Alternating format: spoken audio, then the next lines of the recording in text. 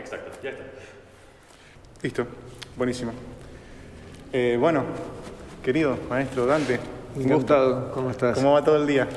Bien, muy bien, con un poco de frío, pero bien. Está fresquito, ¿ah? Sí, Sí, yo parece que no tengo frío, pero sí, te juro que siento el frío, pero no sé porque la remerita acá adentro no está tan mal. tú estás acostumbrado. ¿Hace mucho frío allá en España donde vive usted? Y en invierno hace mucho frío, sí, en verano hace mucho calor. Entonces son los climas muy extremos también. Bueno, parecido acá en Mendoza, que es algo parecido. Sí. Cuando hace calor hace Sí. muchísimo calor y cuando hace Sí. frío hace muchísimo frío. Sí. Bueno, maestro, nos encontramos hoy en día en la instancia en la que está usted dando acá un curso, sobre todo alrededor de lo que son sus obras, las cuales ha compuesto sobre textos y poesías como son de Lorca, Alberdi, etc. La consulta que yo le quería hacer, dentro de un principio, para que tengamos un panorama más o menos general de su relación con la música, tanto como compositor, como director y como cantante. Pero antes de llegar a eso, ¿cuáles fueron sus primeros acercamientos a la música en su vida en general? Así como algunos tienen conexiones con la familia o lo que sea, que lo empezaron a usted a abrirse a ver el arte desde el lado de la música y a experimentarla de un lado tan personal como para llegar a ser compositor y que en un principio era usted cantante y etcétera. ¿Cuáles son esos primeros acercamientos que usted tuvo? Bueno, en realidad más que acercamiento, en mi vida nunca hubo un alejamiento de la música, digamos, porque para mí la música formó parte de mi vida desde siempre, desde niño. Claro. Yo soy descendiente de una familia de italianos, soy nacido en Córdoba, aunque vivo en España hace muchos años, de una familia de italianos inmigrantes del Piemonte. Entonces, en la familia de mi madre ella era costurera con sus hermanas, entonces cantaban, mientras cosían cantaban. Y no solamente cantaban a una sola voz, sino que cantaban a dos voces. Sí, y armonizaban y todo. Sí. No, sin saber música ni nada, sino así en un taller de costura que pasaban un montón de horas, entonces lo que hacían es cantar tangos a veces o canciones italianas, canciones napolitanas. Entonces yo que era niño y estaba ahí con ellas, mi madre me lo dijo después, yo claro no me acuerdo de eso, me dice que yo cantaba ya. Cantaba con ellas. Entonces, para mí siempre lo cuento el hecho de cantar a varias voces, o sea, la polifonía, ya como que lo tengo integrado desde la infancia. Siempre para estuvo mí, presente. ¿no? Sí, o sea que yo... Bueno, después más adelante, estuve en un colegio de los salesianos, en el secundario, interno, y entonces ahí tuve la oportunidad de entrar ya con el mundo coral de alguna manera, digamos, porque había un coro y entré a participar en él. Claro. Y entonces para mí fue muy hermoso descubrir eso, ¿no? Lo importante que es la voz y el instrumento vocal como para expresarse uno. Después tuve la suerte, y eso fue lo mejor, de estar en el coro de cámara de Córdoba con el maestro César Ferreira. Y ya cuando oí el primer ensayo del coro dije, de aquí yo no me quiero mover, ¿no? Esa fue mi decisión. Este es mi lugar, esta es mi yo salsa. no había pensado hasta ese momento dedicarme a la música, pero ahí me di cuenta que ya no es que lo decidí, sino me di cuenta que ya no podría despegarme. Claro. O sea que lo traía como en el ADN.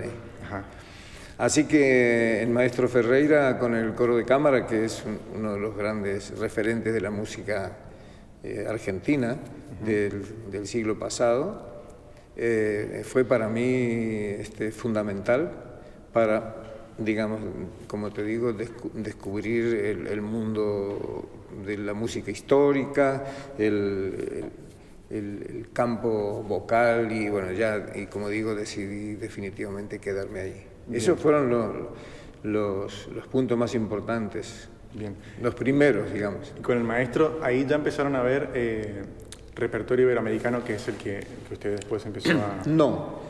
Con Ferreira hacíamos coro de cámara, porque en Córdoba había un coro polifónico y el coro de cámara, ambos dependientes del gobierno de la provincia.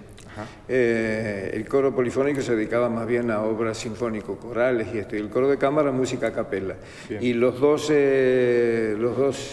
periodos que más le importaban a Ferreira, por supuesto, como yo creo que casi todos los coros de cámara, a capella, son el Renacimiento y el Romanticismo. Claro. Los dos periodos donde la voz es protagonista absoluto, ¿no? Sobre los instrumentos. Entonces hacíamos mucho repertorio de Renacimiento europeo, italiano, español fundamentalmente, también inglés, hacía mucho el maestro, y luego el periodo romántico, ¿no? Fundamentalmente Brahms, que era su gran amor, y Mendelssohn también. Yo creo que la obra de Brahms, el maestro se la conocía, estaba reconocido incluso en esa época como un gran intérprete, incluso que estuvo con el coro en Alemania, que era muy osado en aquella época, haciendo Brahms, y las críticas eran excelentes. Ajá. Bien, entonces, claro, fue después cuando llegó ese tipo de repertorio. El repertorio si te refieres al barroco iberoamericano, eso fue posterior, porque también compartí el coro de cámara de la provincia con el coro universitario. Yo estudié arquitectura también en Córdoba. Ajá. Y no estudié música, estudié arquitectura en la Universidad de Córdoba. Yo no estudié música en la universidad, ni en conservatorio tampoco. Lo mío es absolutamente vocacional. Entonces, en la Universidad de Córdoba, estoy hablando de los años 60, 65, no, un poco más, 70, en los 70, había un coro universitario muy importante dirigido por Norma Basso, que era en ese momento una cantante proveniente de Rosario, nacida en Rosario, del grupo de Hernández Larguía. Sí. Entonces ella estaba trabajando en Córdoba y dirigía el coro universitario, una gran directora de coro. Y entonces en el coro universitario, además de cantar en el coro, de ese coro surgieron distintos grupos por afinidades, un movimiento que se llamó Canto Popular en Córdoba. Y ahí éramos todos integrantes del coro universitario, pero como digo, algunos hicieron un grupo de jazz, el otro música de protesta, por ejemplo, que era muy típico en la época, música étnica, sí, experimentación y eso. Y yo hice un quinteto que se llamó Quinteto Vocal Gregor, masculino, que yo creo que fue el primer quinteto que se hizo en Córdoba. Era la época de los grupos vocales en Buenos Aires, Opus 4, Buenos Aires 8 y Supay y toda esta gente. Los Trovadores, por cierto, ya que estoy en Mendoza, que fue uno de los referentes míos, Damián Sánchez, sí. Los Trovadores fueron de los grupos que más me gustaban a mí. Y escuchaba todas sus obras y fueron referentes para mis primeros arreglos. Me parecían fantásticos. Sí. Y arreglos muy lindos que tienen además. Muy lindos. Sí.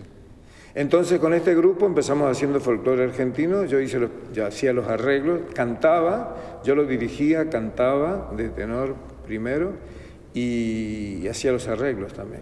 Entonces ahí empezaron las primeras experiencias. Por eso digo que yo nunca me propuse, digamos, hacer una carrera ni de composición, ni de dirección, ni de nada, sino que las distintas necesidades las iba cubriendo de acuerdo a lo que en el momento, valga la redundancia, necesitaba, ¿no? Entonces empecé ahí haciendo los primeros arreglos. Perfecto. Y después, lo que pasa es que ese grupo tiene una trayectoria muy larga, porque después yo me fui en el 76, hace 50 años justamente, por eso estoy haciendo todas estas actividades.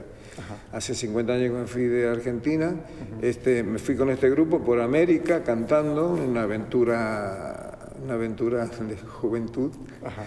Y entonces llegamos a México, por todos los países de la cornisa del Pacífico, y entonces llegamos a México y ahí descubrimos que se estaban investigando las músicas estas que ahora se llaman el repertorio de música colonial o el barroco iberoamericano, etc.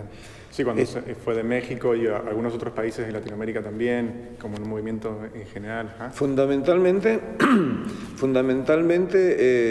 como México era la catedral más importante del periodo colonial, era el virreinato de la Nueva España, que se llama, entonces ahí llegaban los músicos europeos más importantes. Fundamentalmente eran españoles y portugueses, ¿no?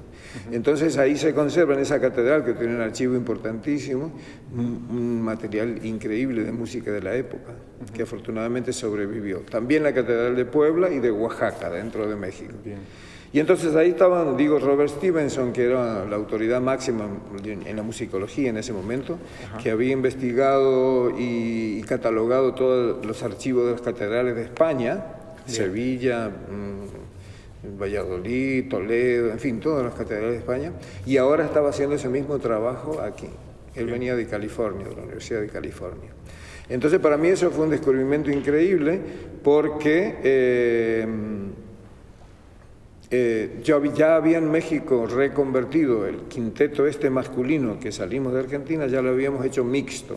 O sea, porque bueno, por circunstancias nos habíamos encontrado en México con compañeras nuestras del coro universitario que habían cantado con nosotros, que habían salido por problemas políticos ellos, que eso era normal en la época por los regímenes militares, ¿no? Entonces nos encontramos con estas chicas y dijimos, ¿y por qué no hacemos un grupo mixto? Así ampliamos el repertorio y hacemos no solamente música argentina, sino también podemos hacer Renacimiento con un quinteto vocal, claro, no podíamos abordar ningún otro repertorio más que eso. Claro. Y entonces así fue como empezamos a hacer primero el Renacimiento español y después, poquito a poco, esta música que se estaba investigando en la catedral. Con este grupo yo otra vez doy otro salto y voy a España. Yo le dije, yo me quiero ir a España a estudiar música, quería profundizar en la interpretación de la música antigua, entonces me fui a España. El grupo medio se disolvió y lo volví a hacer en Madrid. O sea, ese grupo me siguió durante toda mi vida. Entonces cuando lo hice en Madrid, claro, ya empezamos a hacer directamente el repertorio este, que era el que más interesaba. Claro, y además que estabas estudiando vos y... Claro. Y bueno, ya me quedé en Madrid. Bien.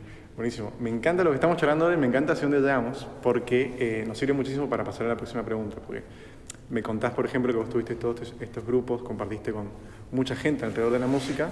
Sí. Aún así estudiaste arquitectura, a lo que es también una rama del arte, es decir, el arte está bastante involucrado dentro de tu vida en general.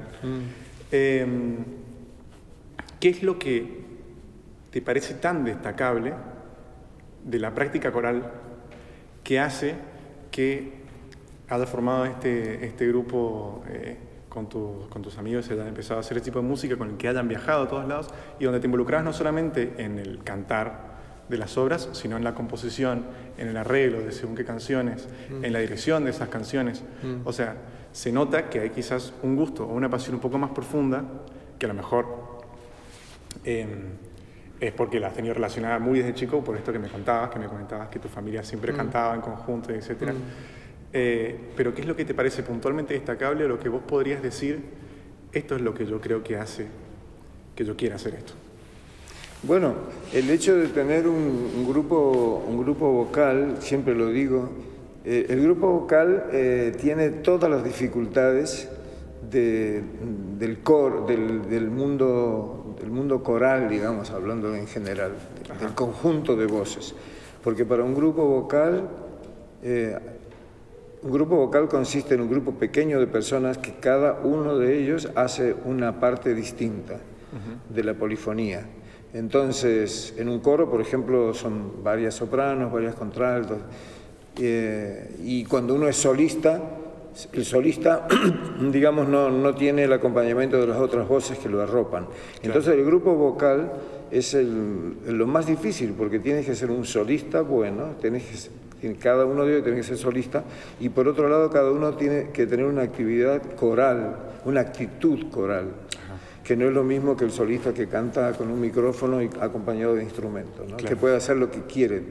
Entonces el grupo vocal te da una disciplina, porque tienes que tener unas condiciones vocales óptimas, por supuesto, pero además tienes que afinar el oído, tienes que tener una actitud de solidaridad.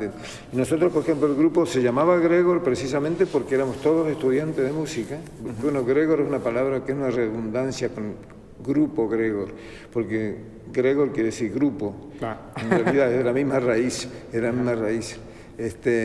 pero entonces queríamos significar con este nombre que, aunque yo era el director oficial, digamos, pero entre todos hacíamos arreglos, cantábamos, opinábamos y esto, ¿no? Era una actitud así colectiva que de alguna manera nos disciplinaba y nos hacía compartir esa experiencia. Claro. Cuando llegamos a España, no había grupos vocales prácticamente en Madrid, eso fue muy interesante, y sobre todo que hicieran este repertorio de música antigua. Claro. Así que fue una innovación, y para mí personalmente eso me sirvió, porque te digo que yo era el que dirigía el grupo, cantaba, escogía el repertorio, hacía las partituras además, porque como esto viene derivado de la arquitectura, que yo siento mucho placer en la escritura a mano. En la escritura a mano. Yo todavía sigo componiendo ahora con lápiz y papel.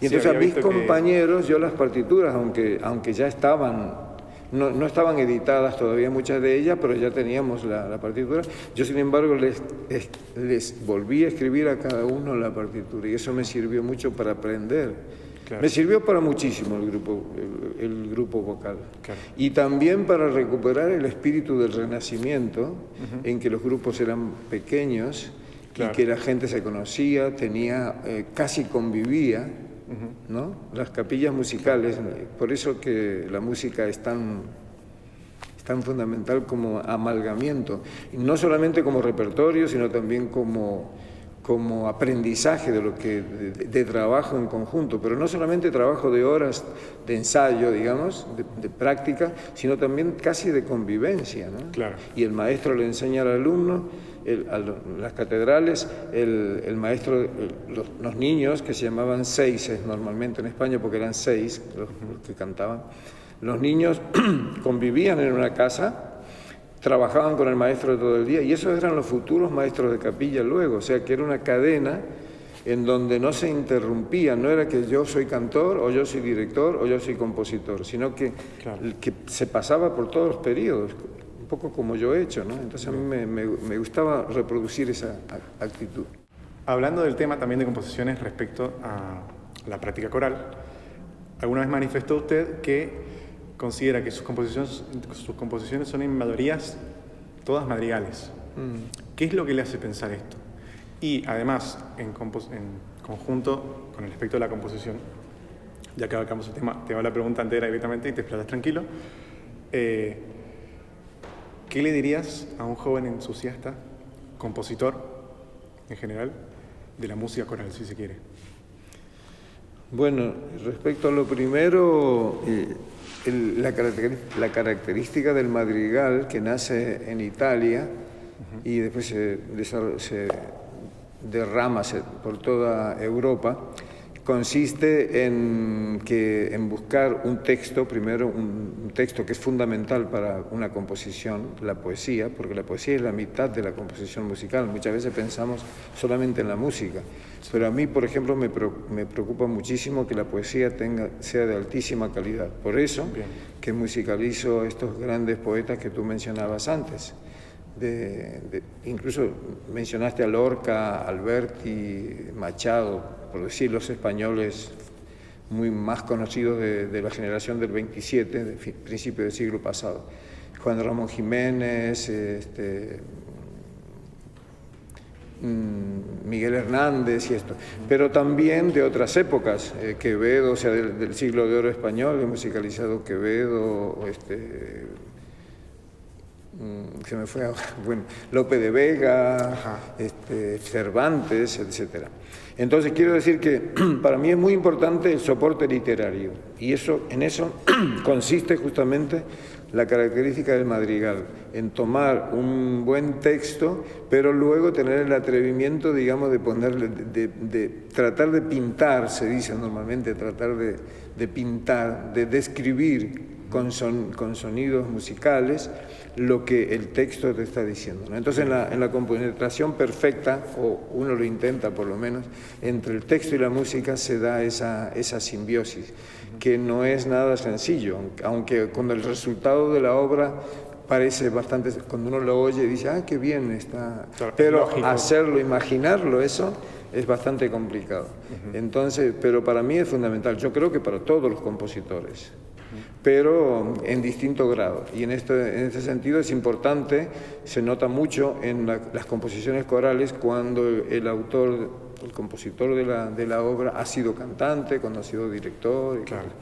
cuando tiene un universo amplio de la cultura, porque claro, no solamente hay que saber de música, sino hay que también saber un poco de teatro. Para mí el arte de la música debe complementarse con la danza, con el teatro y esto también es una herencia del Renacimiento, porque así eran los grupos del Renacimiento, los grupos vocales tocaban también instrumentos, bailaban, no es como ahora que dividimos las artes en muchos estamentos. Entonces, incluso el mismo tratamiento musical le hago yo a los textos litúrgicos, no solamente los textos en castellano. Claro. Que claro, la mayoría son poesías de amor, por ejemplo, amor y desamor, ¿no? Pero también en la música litúrgica, en latín, yo le doy el mismo tratamiento. O sea, trato de pintar lo que dice el texto, pintarlo con sonido. Y parece que da resultado, por lo menos, yo no lo puedo decir, pero la gente que digamos que conoce la obra o que ha hecho crítica o análisis dice que es uno de los aspectos fundamentales de mi música. Bien. Y respecto a lo otro, ¿qué le aconsejo a los compositores jóvenes? No sé, a mí nadie me aconsejó nada, siempre estuve con los ojos y los oídos abiertos y yo siempre aconsejo a la gente que haga lo que le gusta, porque evidentemente cuando yo le dije a mi familia que quería dedicarme a la música, por supuesto que me dijeron que no, no me dijeron que no, pero me dijeron, pero piénsalo bien porque no tiene futuro. Es decir, en aquella época era un poquito más justificable porque uno iba a la universidad y salía médico, o sea, se recibía de médico o de abogado, lo que sea, y yo tenía la vida resuelta. Claro. Pero ahora yo creo que ninguna carrera universitaria tiene el futuro asegurado. 100%. O sea que yo creo que la gente, los niños y las chicas y los jóvenes tienen que dedicarse a lo que les gusta. Claro, tiene que hacerse asesorar bien, que realmente tiene condiciones. Pero quiero decir, eso es acercarse a personas que le puedan aconsejar bien si es que quieren dedicarse profesionalmente a eso, para no equivocarse. Pero por eso tener un buen maestro, ¿no? Acercarse a una escuela donde realmente le aconsejan, no, tú no tienes condiciones para ser pianista. Por ejemplo, yo empecé a estudiar piano porque bueno, tenía una maestra que empezó a darme clases y ella me dijo del primer día, deja el piano, tú no vas a ser nunca pianista. ¿Por qué? Porque ella me daba ejercicios en el piano y yo en vez de hacer ejercicios, escalas y eso que lo que necesitas, yo me ponía a componer, o sea, yo hacía... Claro.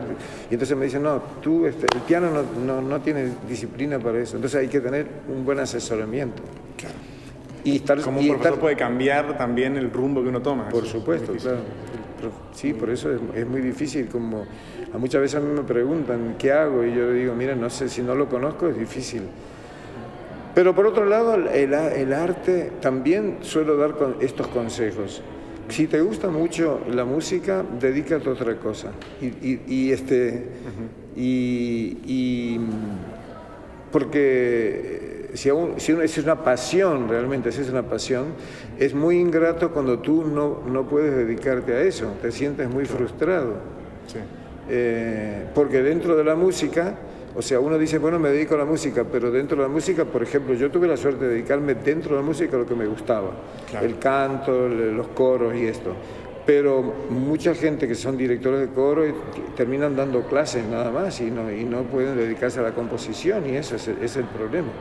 O tienen que dedicarse a tener un grupo comercial para ganarse la vida, claro. Y eso. O sea, aparte de este aspecto de lo comercial, vos lo mencionabas, me acuerdo en un momento en el que te preguntaban por Eurovisión, este tipo de canales, y decías que uno de los grandes problemas es que salen todos los cantantes cantando igual, porque sí. Buscan a lo mismo, que canten claro. Para un fin comercial, que es más o menos lo mismo, y al final tenés que transformar, digamos, como decís vos, cambiar lo que te gusta por poder vivir de la música, y quizás te termina siendo ingrato, como decís. Pero en general hay que dedicarse a lo que uno le gusta porque la vida es para eso, para ser felices y ya está. Y para ser felices a los demás también. Bien. Así que nada, quería agradecerte esta entrevista y agradecer que me han invitado aquí. Estoy muy feliz de haber estado aquí en Mendoza, que Adicora me invitó a hacer este taller y este acercamiento, porque yo nunca había estado. No pensé que en Argentina fuera tan conocido, la verdad. Yo sabía que había muchos coros que hacían mi música, pero no a este nivel.